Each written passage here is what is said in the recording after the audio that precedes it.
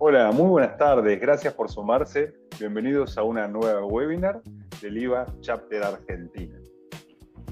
Hoy nos honra la presencia de Carlos Parra, donde nos va a compartir diferentes temas, un tema principal, pero antes quería compartirles y mostrarles y compartirles un poco más sobre el IVA Chapter Argentina. Carlos, ¿podrás ir a la siguiente presentación, por favor? Al siguiente slide. Claro que sí. Gracias.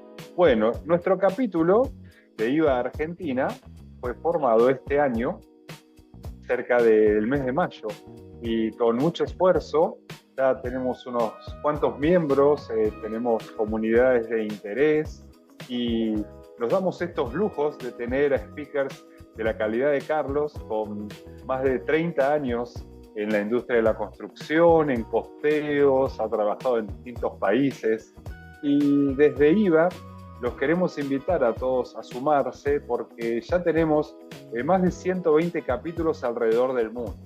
Lo que buscamos es compartir el análisis de negocio multiindustria para que realmente se vea el valor agregado que poco a poco ha ido teniendo el analista de negocios, donde ya en distintos proyectos y en distintos tamaños de proyectos, incluso multiindustria, pasa a tener un rol fundamental porque dejó de ser el perfil inicial que era a convertirse en un miembro clave en cualquier tipo de proyecto, dado que las habilidades que un business analyst tiene hoy en día son muy demandadas, dado la especialidad y el nicho y la forma de conectarse y comunicar con stakeholders interesados y con los directores de proyectos. Así que los invitamos a seguirnos en nuestras redes, que después las vamos a compartir en el siguiente slide, a que sean miembros, a que participen de nuestras webinars, y realmente encantados de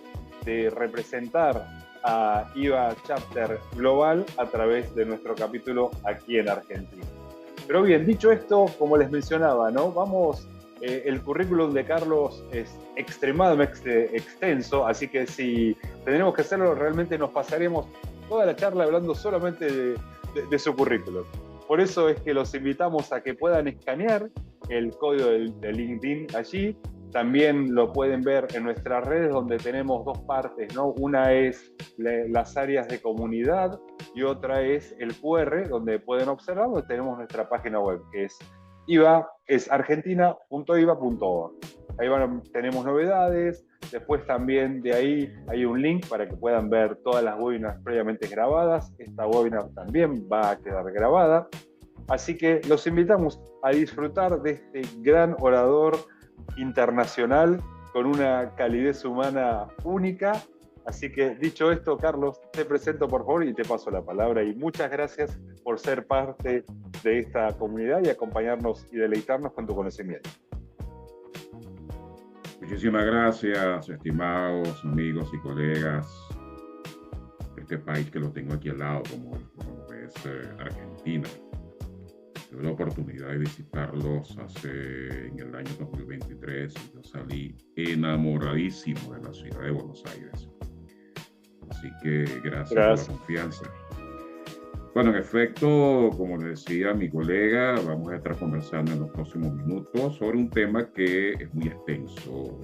Mira, ni 45 ni 50 minutos va a ser suficiente para conversar sobre este tema de alto impacto, vamos a decirlo así, tanto en los proyectos como en los contratos de construcción. Efectivamente, como se dijo, mi nombre es Carlos Parra Urdaneta, yo soy de Venezuela y estoy radicado en la ciudad de Santiago de Chile. En efecto, tengo alrededor de unos 30 años de experiencia en todos los temas referidos a la gerencia de construcción, a la ingeniería de costos, principalmente en el ambiente de lo que son las estimaciones de costos para lo que son los contratos de construcción, en adelante, específicamente lo que son los costos estimados clase 2 y clase 1, que ya les voy a estar conversando en los próximos minutos. Miren, yo le digo a mi gente, yo le digo al entorno, que yo no hablo de teoría.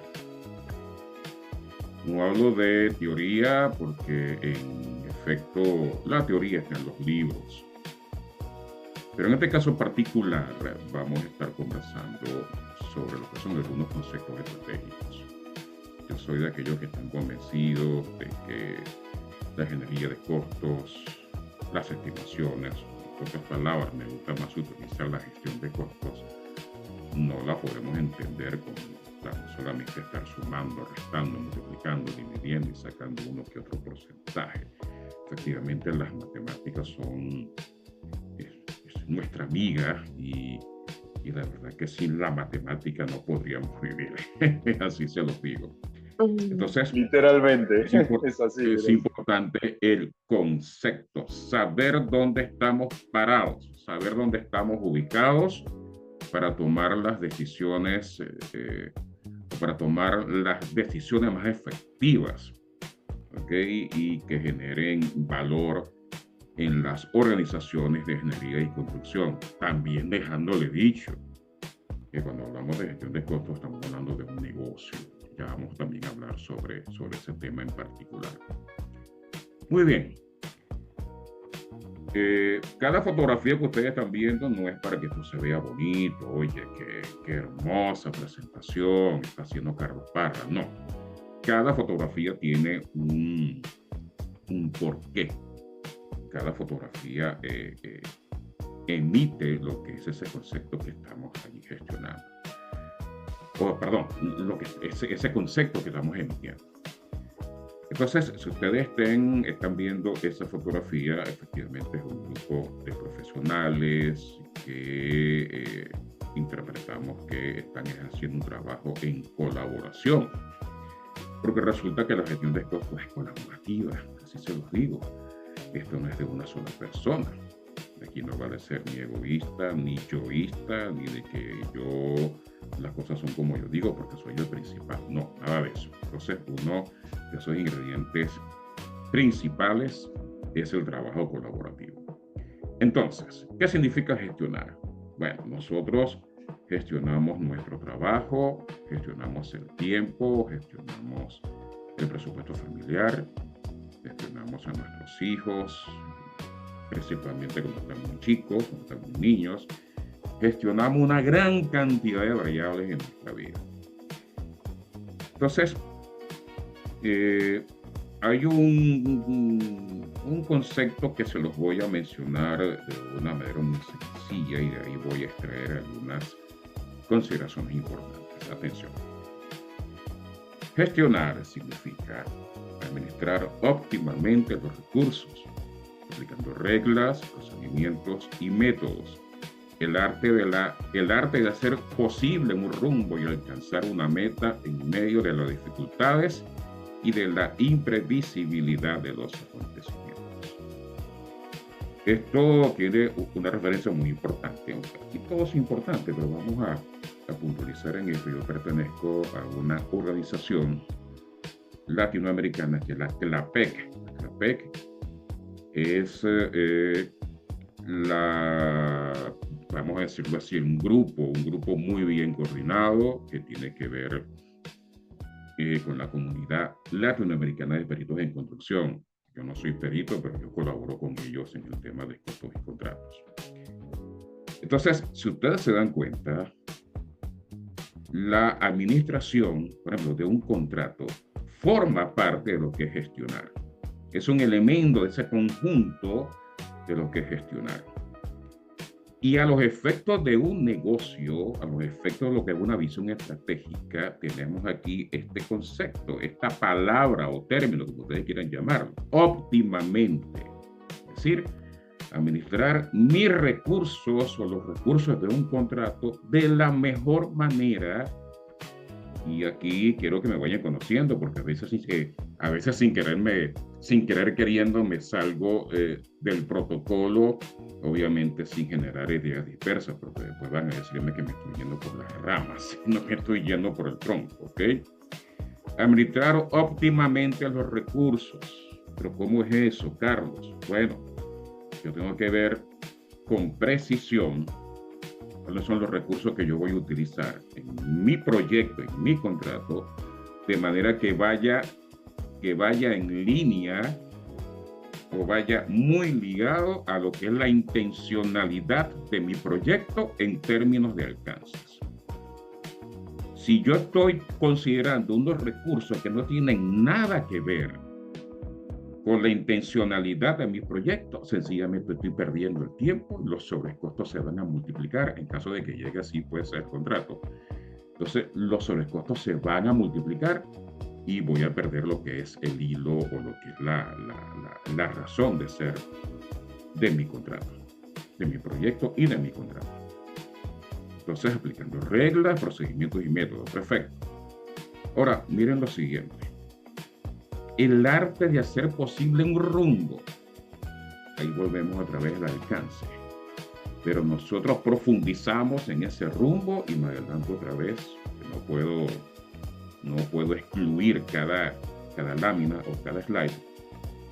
Ese rumbo está conformado por alcances, requisitos, especificaciones técnicas, de hecho los costos, la gestión del cronograma y de hecho la incertidumbre y los riesgos, que es lo que aquí precisamente estamos hablando de administrar, de gestionar en medio de las dificultades y de la imprevisibilidad de los acontecimientos. ¿Qué quiere decir eso?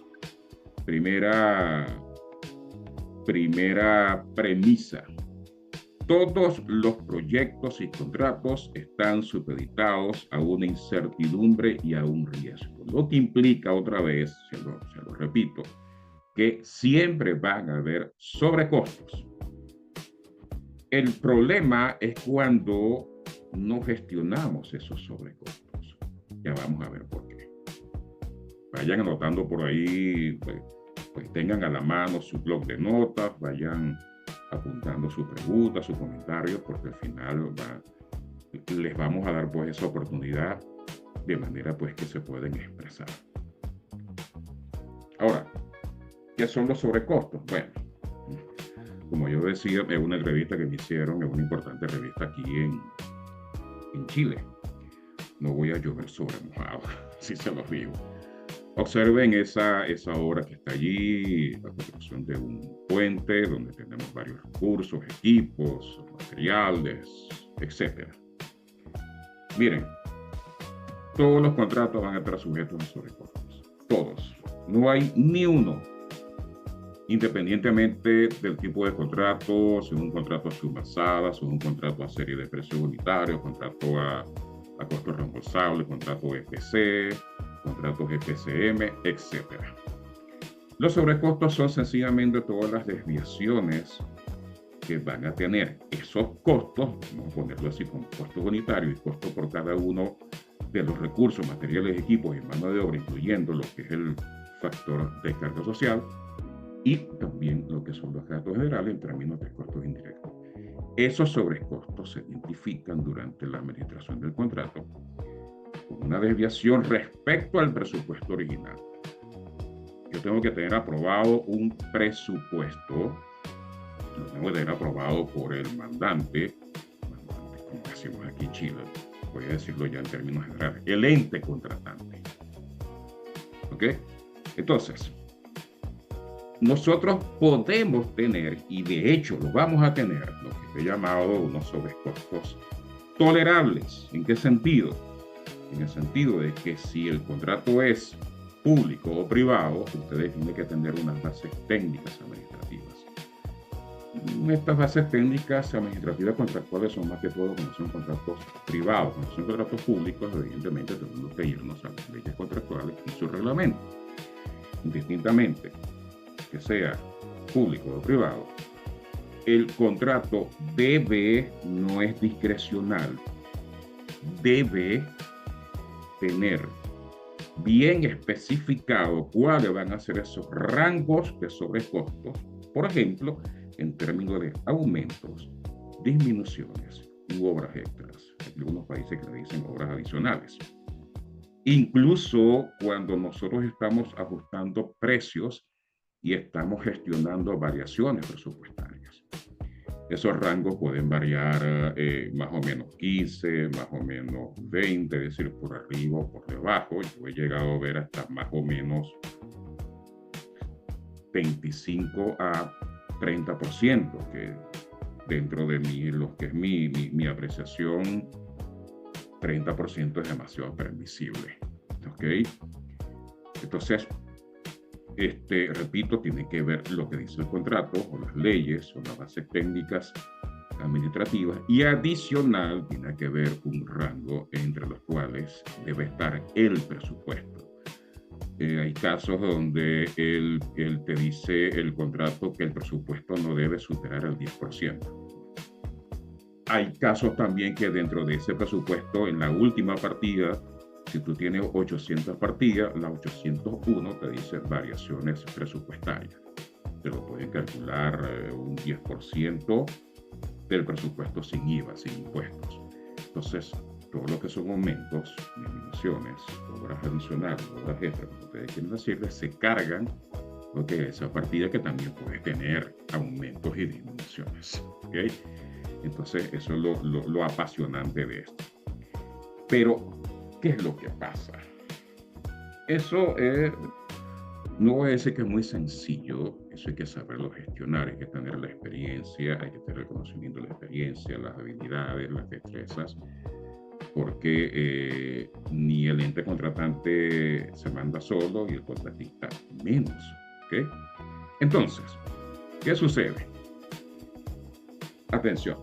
El cubo del asunto es cuando la tolerancia a los sobrecostos excede de lo que es el deber ser de un proyecto de construcción.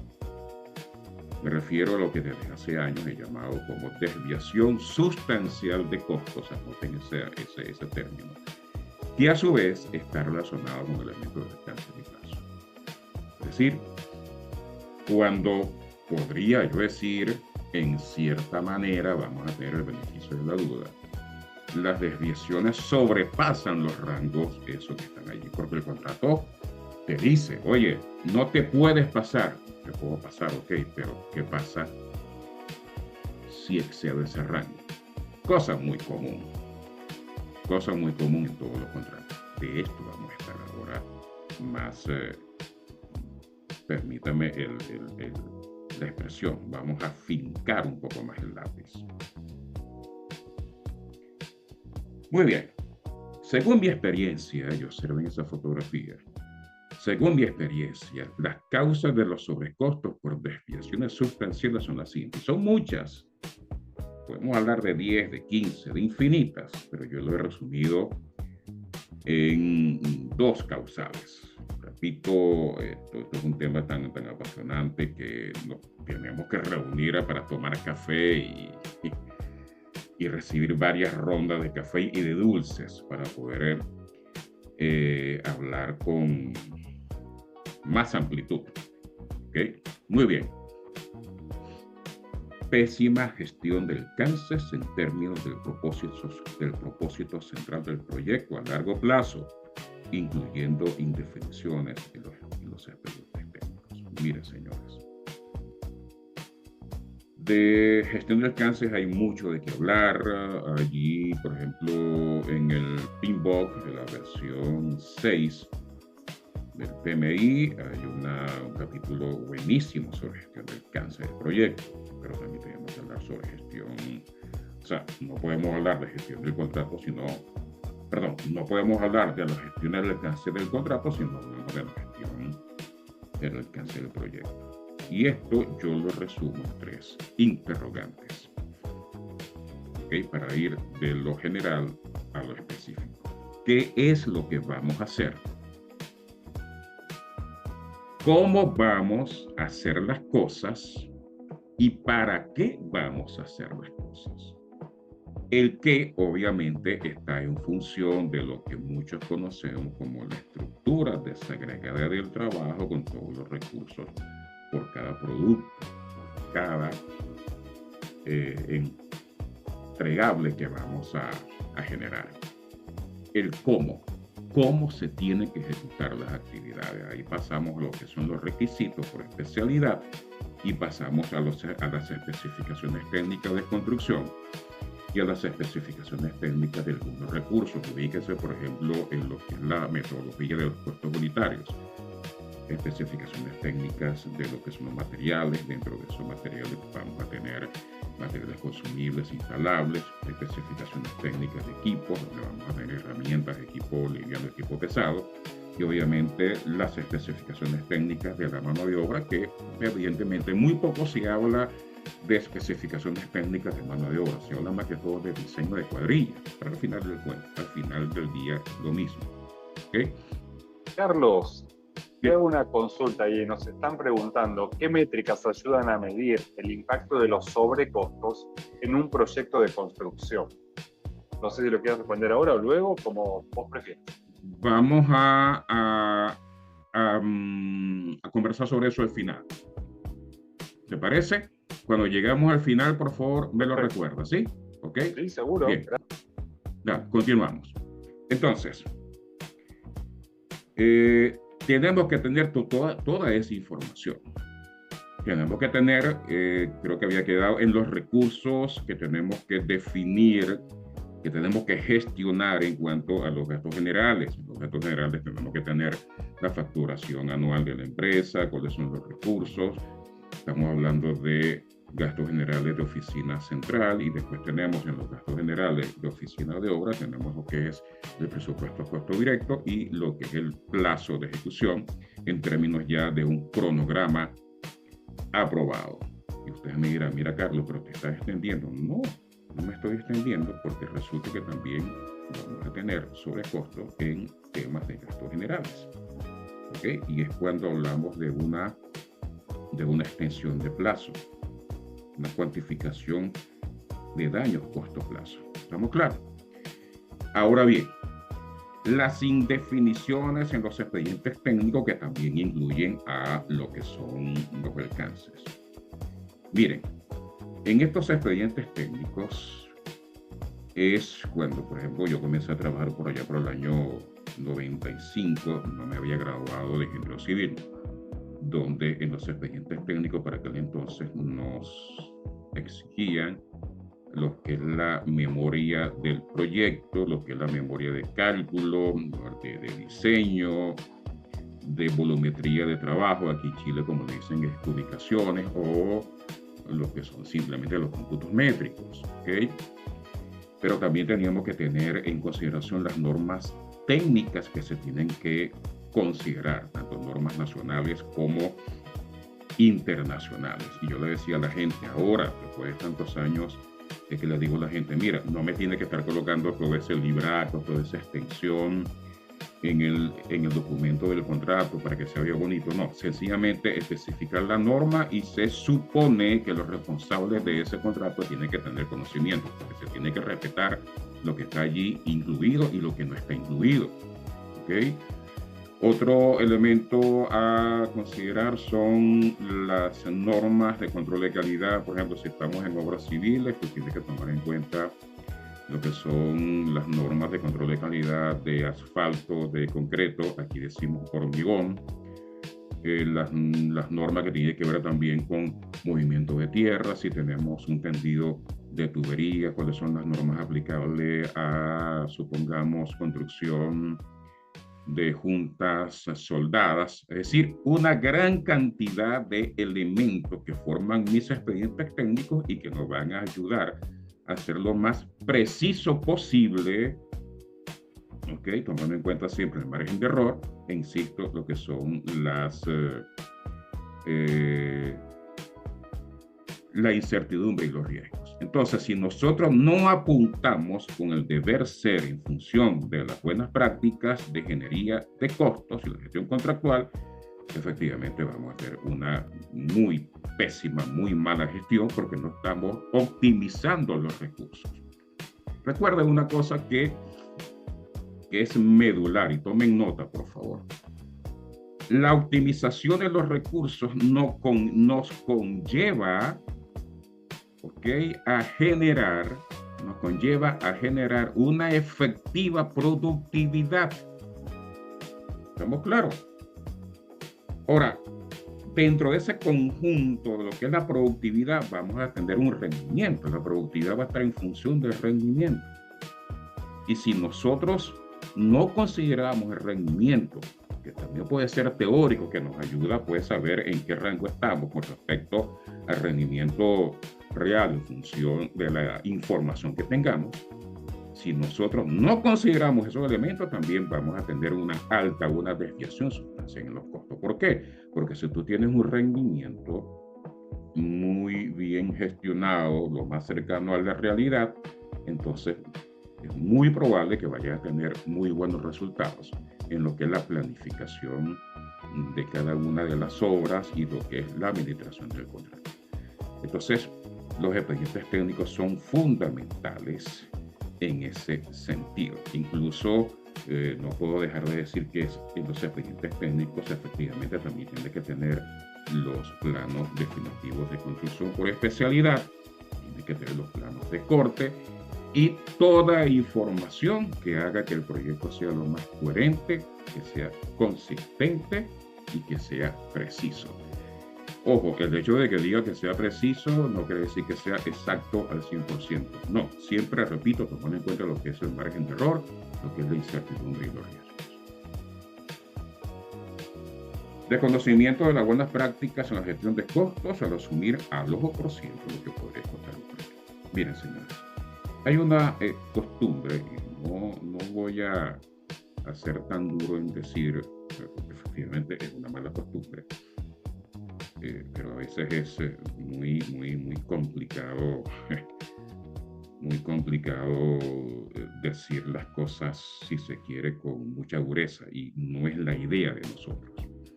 Miren, para los temas de gestión de costos, yo lo veo así, es importante, es medular, que la persona, que el profesional que esté a cargo de eso tenga experiencia.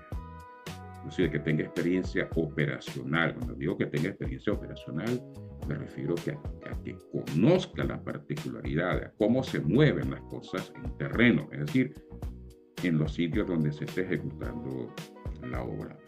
No quiere decir que un gestor de costos o un estimador de costos tiene que estar todo el tiempo en terreno. No, para mí, estoy convencido de eso y ese ha sido mi trabajo por tantos años. Debe compaginar lo que es terreno y lo que es oficina. ¿Ok? Digo esto porque dentro de lo que es la gestión de los costos hay una práctica recomendada de un organismo internacional, que es la EXI Internacional, que es la Asociación para el Avance de la Ingeniería de Costos, que tiene que ver con la planificación de estimaciones y también tiene que ver con lo que es la revisión, validación y documentación de las estimaciones de costos que aguas abajo te van a permitir generar lo que es la base presupuestal o la base de costos del contrato. Es decir, todos esos valores es lo que te va a permitir hacer el control de costos aguas abajo. Cuando digo aguas abajo es a medida que se vaya ejecutando. Entonces, ¿qué es lo que sucede? Muchas veces tenemos una presión laboral enorme. Es jueves y tu jefe te dice, mira, esto tiene que estar listo para el lunes a las 9 de la mañana y tienes 500 partidas. Bueno, uno sin querer queriendo, sintiendo pues esa presión tan horrible, uno tiene que trabajar viernes, sábado, domingo, amanecer, no asistir a posibles reuniones familiares por generar este entregado. Entonces, hay algunos que lo que hacen es que copian y pegan. Y los problemas vienen durante la administración del contrato. ¿Okay? Esto nosotros lo decimos con mucha insistencia y es por eso que por cada contrato tenemos que generar las lecciones aprendidas y eso también nos genera una base de datos por cada contrato y cosa que nos va a permitir en los contratos sucesivos considerar algunas particularidades, o sea, información referencial. ¿Okay?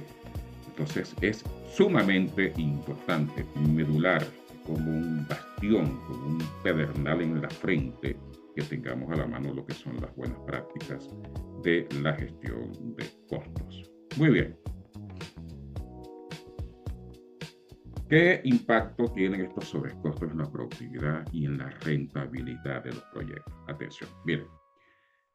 Hay una frase que yo he denominado un término, lo que es la la cadena de valor conformada por lo que es rendimiento, productividad y rentabilidad. Rendimiento por partida. ¿Okay? La productividad también se mide por partida y efectivamente podemos medir a lo mejor no en un 100%, no en la totalidad del proyecto podemos medir rentabilidad. Por supuesto que no voy a meterme en temas financieros porque no es mi especialidad, pero sí es bueno que dejemos eso ahí al aire y que cada uno saque sus propias conclusiones. Bien, acabo de hablar de rendimiento y productividad. Tú podrás tener la mejor base de datos comercial que exista en el mundo, así te lo digo. Hay muy buenas bases de datos, yo las tengo. Hay bases de datos que son de mucho respeto, ¿okay? Donde y no quiero como que repetir lo que dije ahora en el slide anterior, ¿okay? Pero nosotros podemos aplicar la regla de Pareto, la regla del 80-20. No voy a repetir qué es porque estoy seguro que todos ustedes saben. Y una de las cosas que yo hago y que recomiendo en mis trabajos de consultoría, les digo a mis estudiantes, verifiquen por su experiencia, visualicen cuáles son las partidas de mayor peso porcentual de costos y que te puedan impactar en esa cadena de valor, el rendimiento, productividad y rentabilidad. Porque la productividad en términos de un rendimiento, lo más creíble y confiable posible, te puede generar una alta eficiencia en lo que es la administración del contrato. Porque si hablamos de productividad, efectivamente tenemos que hablar de eficiencia. Y en efecto, si tenemos muy buenos rendimientos y muy buena productividad, efectivamente la rentabilidad va a ser también la más representativa. Pero ojo, y es cuando yo le digo a mi gente, no se queden en el papel aguanta mucho. Porque esos rendimientos que tenemos, por ejemplo, en los análisis de costos unitarios son rendimientos a nivel planificado y que lo hemos sacado indistintamente que lo hayamos sacado o lo hayamos generado de contratos un tanto similares, seguirán siendo rendimientos en el papel. Así se los digo, de una manera muy sencilla. ¿Okay? Y de hecho la productividad, nosotros podemos medir el ratio de productividad cuando tú tienes una cuadrilla lo más acertada posible, tienes un buen rendimiento y tú puedes calcular los ratios de productividad en función del número de horas hombre por cada unidad de medida. Perfecto. Pero lo que es, permítame este término un tanto coloquial, la crema, lo verdadero, lo que te va a generar la utilidad real, son los rendimientos y la productividad en terreno. Y ahí puedo contestar al final estos indicadores o estas métricas que me estaba preguntando por ahí. Entonces, hagamos una relación entre lo que te dice el papel, esas métricas o esos valores de costos en términos de rendimiento y productividad, y hagamos o lo relacionemos con lo que estamos generando en terreno, es decir, en la obra.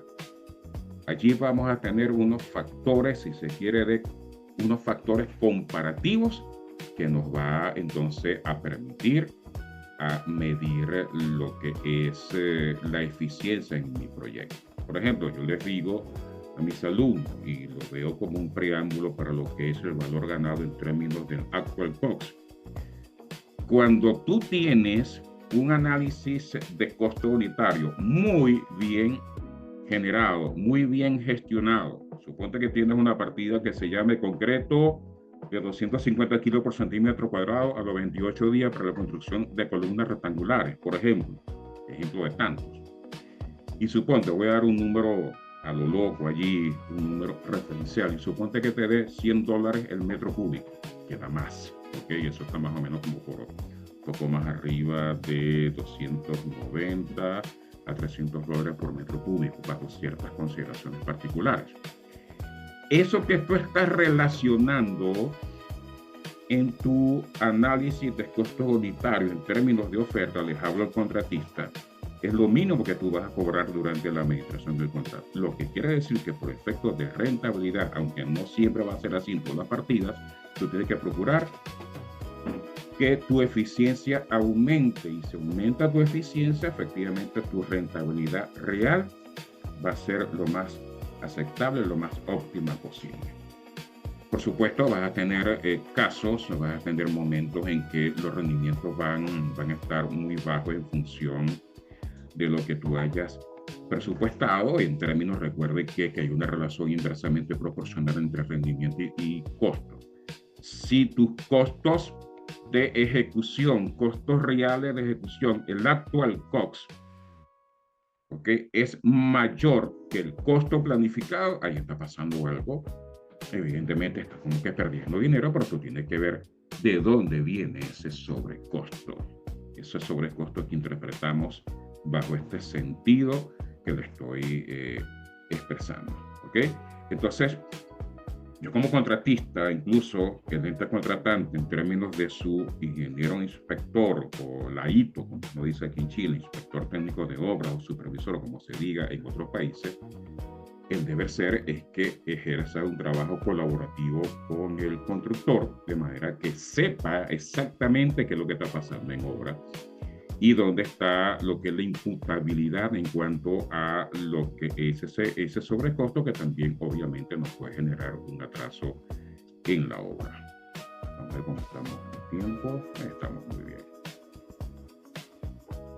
Atención, miren esas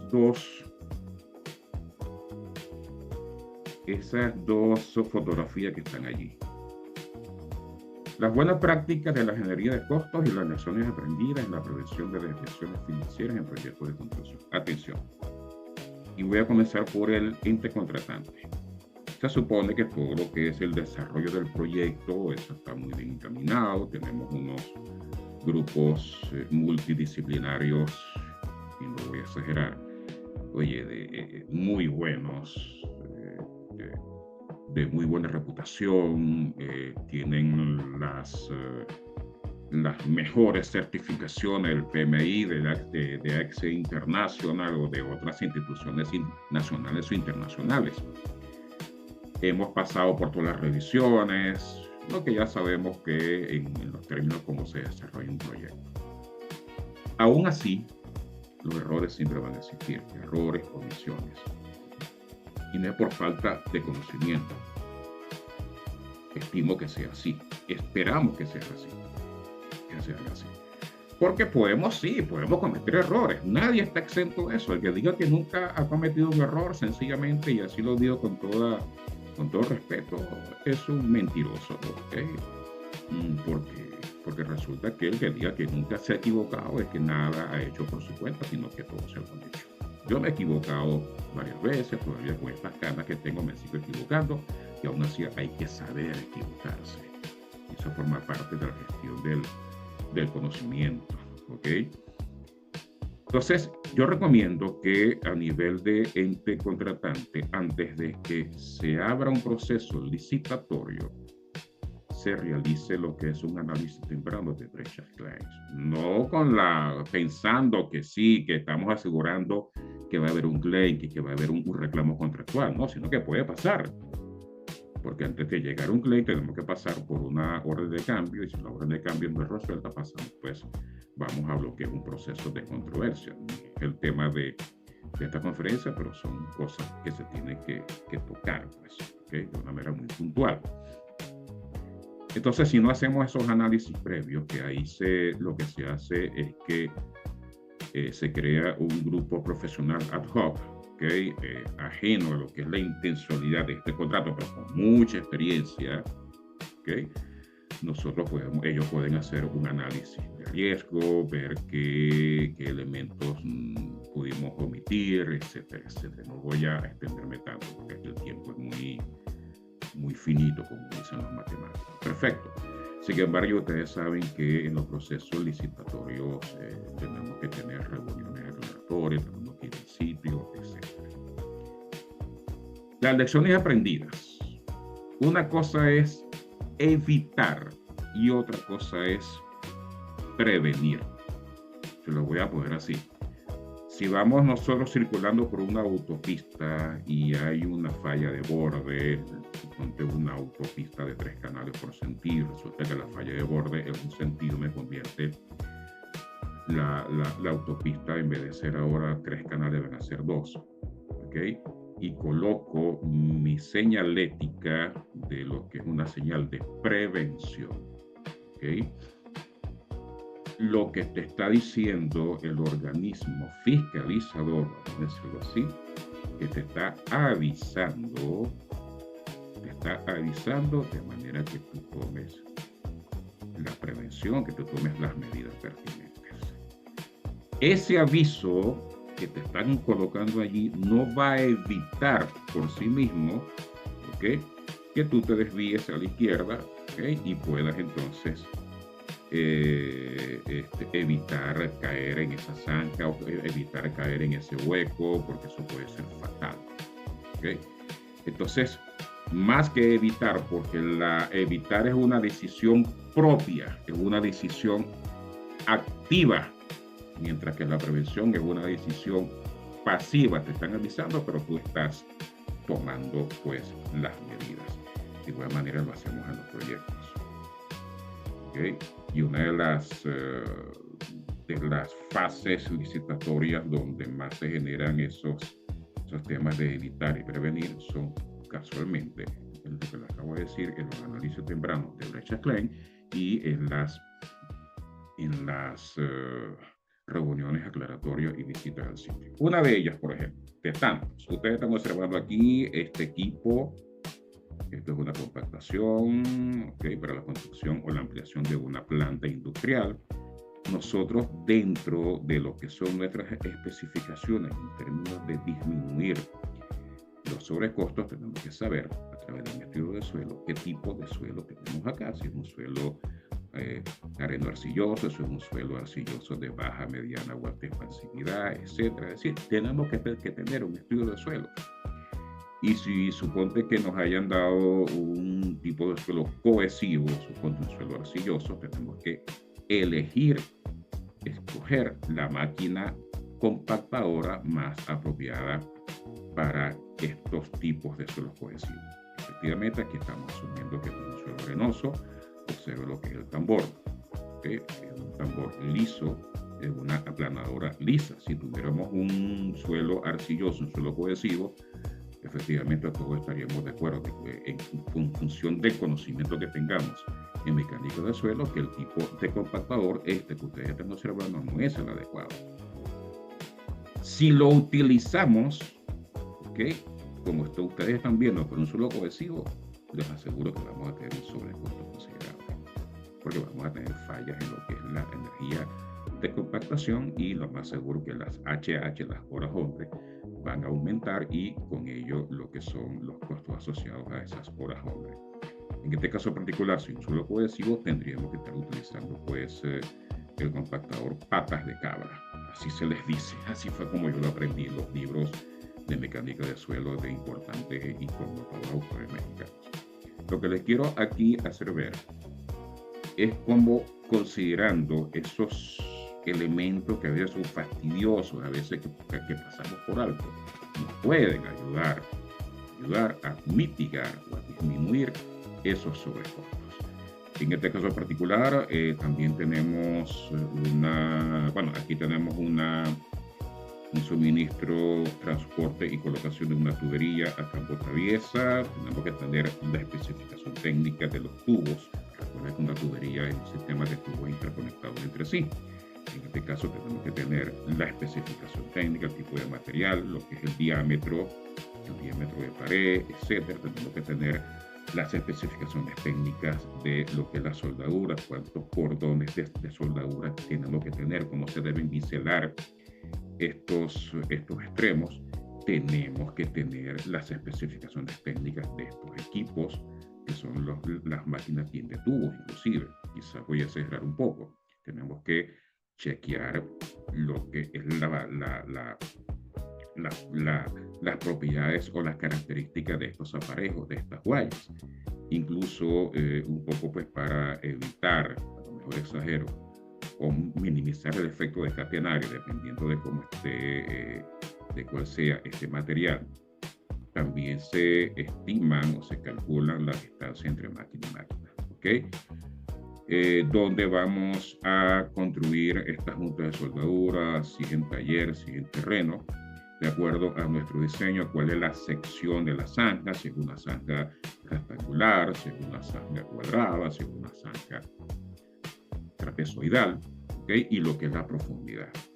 Incluso tenemos que tener la especificación técnica de lo que es el colchón, que donde va a estar apoyada esta tubería, y efectivamente lo más seguro pues que sea esto un tipo de compactación hidráulica en función de lo que es la distancia del lomo del tubo hasta lo que es la rasante. Todas estas cosas, repito, que algunas veces puede parecer fastidiosa, nos ayudan, repito, a mitigar ese efecto de lo que son los sobrecostos. Y todo esto está considerado en las buenas prácticas de ingeniería de costos y las lecciones aprendidas, porque costo no es solamente cuánto te cuesta un saco de cemento, cuánto te cuesta un conductor número 2 tipo AWG. Es decir, no es cuánto te cuesta un recurso, es el costo de producción, costo de mi contrato, que efectivamente también involucran a los precios. Bien, ya estamos concluyendo. Observa una fotografía. Vayan sacando sus conclusiones, señores. Y aquí les tengo las siguientes. Es indiscutible que las nuevas tecnologías aportan en gran manera al desarrollo de proyectos de alta, mediana y baja complejidad. Eso no está en discusión. Pero si no contamos con una visión de conjunto que nos lleva a ser eficientes en cuanto a la aplicación de las buenas prácticas, pues seguiremos generando proyectos y contratos fallidos. En esa línea de ideas y siendo visionario, el gestor de costos debe trabajar centrando su análisis en el tipo de contrato, alcance, planificación y programación, control, seguimiento y jamás dejando de lado, como es lógico, los elementos de riesgo involucrados. Señores, yo sé que aquí hay varios que trabajan con inteligencia artificial. Yo respeto muchísimo, le doy el valor a lo que es la inteligencia artificial. Nos ayuda muchísimo, pero no le dejemos todo a la IA. No le dejemos todos a la inteligencia artificial porque nosotros somos los que pensamos. La inteligencia artificial es nuestro asistente, es la que a veces nos entiende, la que a veces no nos entiende. Pero el factor multiplicador está en el conocimiento, la experiencia, las habilidades y las destrezas. Y obviamente que no nos tiemble la mano cuando vamos a una reunión de junta directiva a lo que es exponer las particularidades en cuanto a un avance, por ejemplo, en cuanto a lo que son los elementos que se generaron aplicando la técnica, el valor ganado y obviamente a lo que son las mejores decisiones en torno a los negocios. Es conveniente que la cultura de gestión contractual se enfoque en unos niveles de comprensión de lo que significa el negocio como tal. Digo esto en cuanto a la razón de ser de la ejecución de obras, porque allí radica la esencia viva y pura para comprender que el ciclo de vida de los contratos no es una cadena rígida de conceptos y de toma de decisiones, así como la importancia del convencimiento de que las acciones en los contratos son cambiantes en términos de modificaciones respecto a la concepción original. Ya sigo hablando de negocios. Voy a puntualizar un poco antes de terminar. La gestión contractual adquiere preponderancia cuando los actores logran entender bajo una visión de conjunto que el negocio de los contratos de construcción está conformado por una serie de obligaciones, preceptos, normas, ideas que nos lleven a aceptar de forma responsable, precisa y oportuna los deberes y derechos que engloban a la relación entre contratante y contratista en términos de definir las líneas que aseguren el cumplimiento de los objetivos trazados. Allí está la esencia de los negocios, mis estimados amigos y colegas. No podemos hablar del negocio solo en términos de una utilidad, efectivamente, eso es lógico, pero el negocio tiene que ser bajo un elemento colaborativo, como una acción de consentimiento entre ambas partes. Y cuando digo una acción de convencimiento entre ambas partes, me refiero que no es posible que el ente contratante esté siempre observando al contratista como un cumplidor y el contratista esté observando al ente contratante como abusivo, ¿okay?, que quiere mandar en todo bajo decisiones que sean unilaterales. Puede parecer un poco utópico, pero le estoy hablando de la realidad. Recuerden, los negocios también van mucho más allá de las decisiones de escritorio. Tenemos que ir a terreno, tenemos que ir a la obra, tenemos que tener experiencia operacional en el sentido de poder gestionar lo mejor posible lo que es efectivamente los costos y, repito, minimizar esos efectos de los sobrecostos indeseables, es decir, la desviación sustancial de costos. Gracias por su atención y con gusto atenderé a sus comentarios y preguntas. Muchas gracias, Carlos. Si te parece, volvemos con la primera que teníamos, que nos habían dejado, ¿no? Que en realidad eran dos. La primera era: ¿qué métricas ayudan a medir el impacto de los sobrecostos en un proyecto de construcción? Luego que respondas, voy con la siguiente. Ok, hay muchas métricas. Me voy a ubicar principalmente en la técnica del valor ganado. Ok, y como decimos aquí en Chile, el valor ganado es como una canción. Y el título de esa canción es ¿cuánto te estás acreditando de tu presupuesto en un momento determinado? Okay, esas métricas, lo que es el Air Value, okay. Bueno, antes de eso, lo que es el Plan Value, que eso está fundamentado por lo que es el cronograma de desembolso. Efectivamente, cuando tú tienes un cronograma muy bien definido, inclusive una muy buena estimación de costos, tienes el Actual Cost. Y ubiquémonos en el Actual Cost y el Air Value.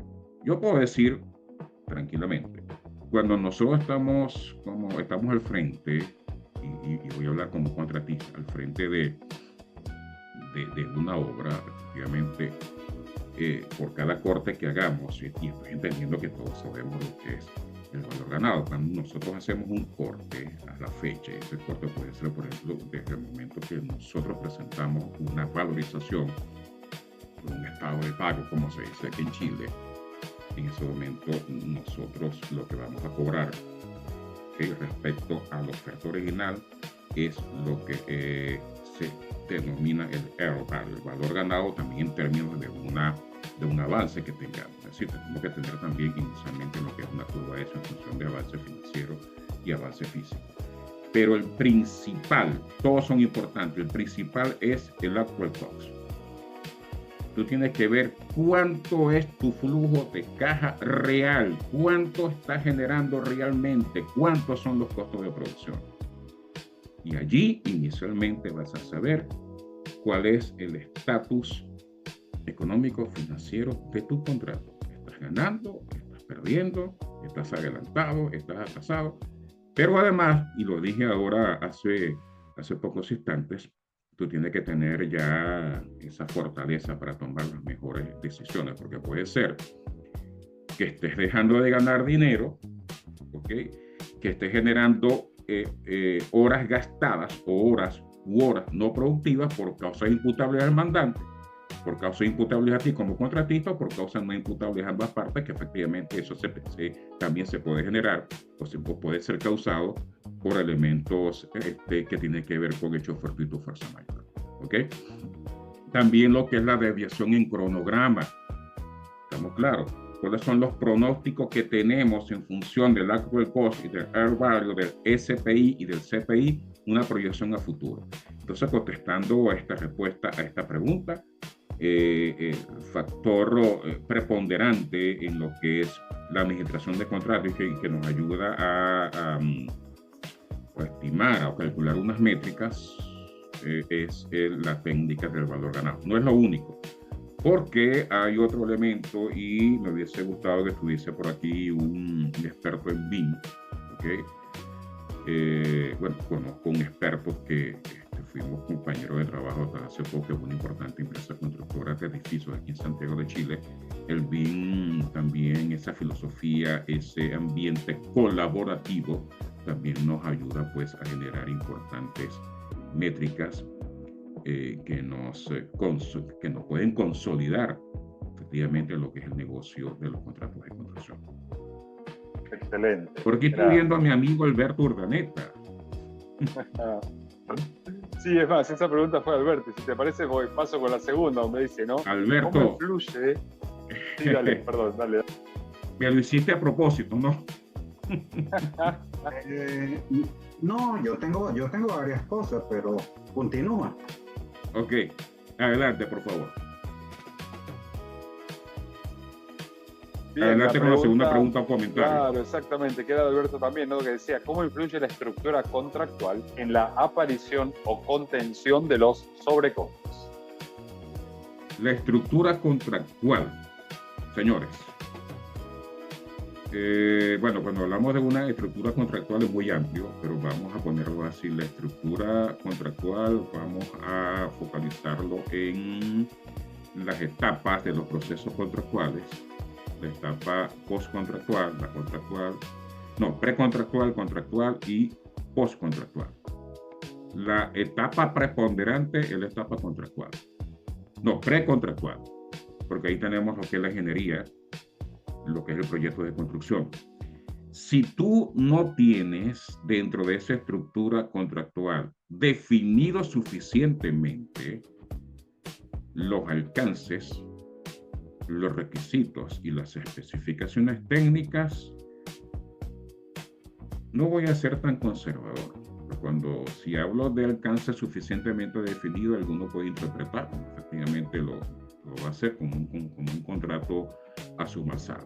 Vamos a decirlo de otra manera. Si tú no tienes muy bien definidos los alcances y lo que son los requisitos y las especificaciones técnicas de construcción, te puedo asegurar, como Carlos Parra, que me llamo, y por estas caras que ustedes están viendo, vas a tener gravísimos problemas durante la ejecución del contrato. Hay una estadística por allí que te dice que alrededor del 70, 75, 80% de las causas de los proyectos fallidos son precisamente fallas, como dice el que me está preguntando, en la estructura contractual, mayormente en términos de lo que son alcances, requisitos y especificaciones técnicas, independientemente que tengan las mejores bases de datos, independientemente que tengan las mejores certificaciones profesionales.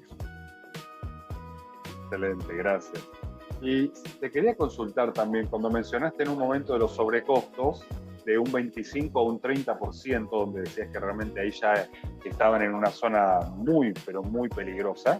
¿Cómo es la forma de contenerlo cuando se van acercando, independientemente en la etapa del proyecto en la cual estén? ¿Cómo es la forma de contenerlo para realmente poner un freno? Porque si no, sigue aumentando y llega un momento puede ser inviable el proyecto de todas formas, por más contingencia que pudiera haber. Bueno, la forma más sencilla de contenerlo, que lo que se me ocurre a mí, es generar gestión de calidad, ¿ok? Una gestión de calidad en el desarrollo del proyecto. Porque tú tienes que particularizar, discúlpame el término, ¿ok? Tu desarrollo, la ingeniería del proyecto en términos de lo que se quiere desarrollar. Si tú comienzas a estar copiando y pegando, no estás haciendo nada. Eso lo hace hasta un niño, eso lo hace hasta un estudiante de secundaria. Así te lo digo. Entonces tú tienes que adaptarte, tú tienes que romper, o nosotros tenemos que romper la mala costumbre del copia y pega. Entonces, a medida que tú vas aplicando ingeniería, vas haciendo ingeniería, vas disminuyendo esa aparición, sobre todo de los sobrecostos en términos de desviaciones sustanciales. Claro, porque mira, hay una cosa que no dije, no solamente son los aumentos y disminuciones. Claro, tú puedes tener un rango de más o menos 15, más o menos 20, 25%, etcétera. Pero tampoco vamos a trabajar de una manera deliberada, porque lo he visto. Bueno, mira, no nos vamos a fincar muchísimo en lo que son los planos, en lo que son los cómputos métricos, o publicaciones, o volumetría. Eso se lo vamos a dejar al constructor. Craso error, así se lo digo. ¿Ok? Obvio, tenemos que ver el tipo de contrato que estemos manejando. Entonces, no quiere decir que, bueno, no importa, yo tengo hasta un 25% o 30%, ahí yo puedo jugar como yo quiera. Bueno, pero vamos a jugar a la mínima expresión. ¿Ok?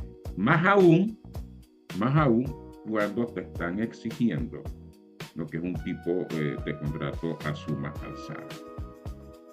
Y sin embargo, todavía hay desviaciones, todavía hay reclamos, todavía hay procesos de arbitraje por temas de altos sobrecostos. Evidentemente, si tenemos un contrato a serie de precio unitario, ya el rango en cuanto a tomar decisiones, el rango de maniobra es un poco más amplio, pero sin embargo, yo le digo a la gente, no abusemos, porque eso no es hacer ingeniería. Excelente, Carlos. Sí, sí, así es. Y bueno, ya nos hemos pasado unos minutitos. ¿Te puedo pedir, Carlos, si por favor podrás? Estamos igual dentro del horario, pero ¿podrás por favor volver a la presentación para hablar un poquito del Congreso? El Congreso BEA que vamos a tener. Claro que sí, claro. Gracias. Que sí. Antes de eso, ¿queda alguna pregunta de los participantes para Carlos? Yo sé como una última pregunta. Sí, yo sé que Alberto se está conteniendo por ahí, porque Alberto y yo somos casi compadres. Excelente. Pero bueno, si hay alguna pregunta que considera, por supuesto, bienvenida. El propósito un es comentario, ese, Alberto. Webinar. No, pon la lámina del Congreso para verla. Ahí está, gracias. Bueno, sí, este 20 y 21 de noviembre vamos a tener el Congreso Internacional de Negocios, que está abierto a todo público, donde vamos a tener más de 30 speakers internacionales. La dinámica está basada en 5 pilares. Aquí van a ver que decía presencial y virtual, por motivos ajenos a IVA Argentina Chapter, solamente ambos días va a ser virtual, pero los invitamos a escanear y registrarse. Ahí también en la página de argentina.iva.org van a encontrar toda la información con respecto al Congreso. Tenemos speakers desde Camerún hasta Reino Unido, Irlanda, Italia. Realmente estamos muy contentos por la calidad de speakers que hemos logrado concentrar en este congreso, que es el primero en Argentina, como les comenté al inicio. Nuestro capítulo es nuevo, pero bueno, con relación a todo el trabajo que ha venido haciendo el equipo de proyecto del Congreso, bueno, hemos llegado a este gran hito, a este gran logro, así que el propósito es invitarlos para que se sumen, para que participen, porque realmente cada vez, como dijo también Carlos al principio, ¿no? Los números o los datos duros que yo le agrego también te rigen gran parte de los proyectos y el analista es una parte clave en esa gestión, ese entendimiento y ese manejo de la información y la calidad. Dicho eso, como siempre, agradecerle a nuestro speaker, en este caso Carlos, que realmente ha sido muy, muy interesante. Va a quedar grabado, queda el link en YouTube para la gente que lo quiera volver a revisar, o miembros de IVA o público en general. Y agradecer muchísimo esta presentación con la calidad de este conocimiento y que nos honra realmente tu presencia, Carlos. Y bueno, los invitamos a seguirnos en las redes. Agradezco también a los participantes y las preguntas. Y nos volveremos a ver próximamente en las próximas webinars que tenemos todavía durante el mes de noviembre. En la página van a poder encontrarlas.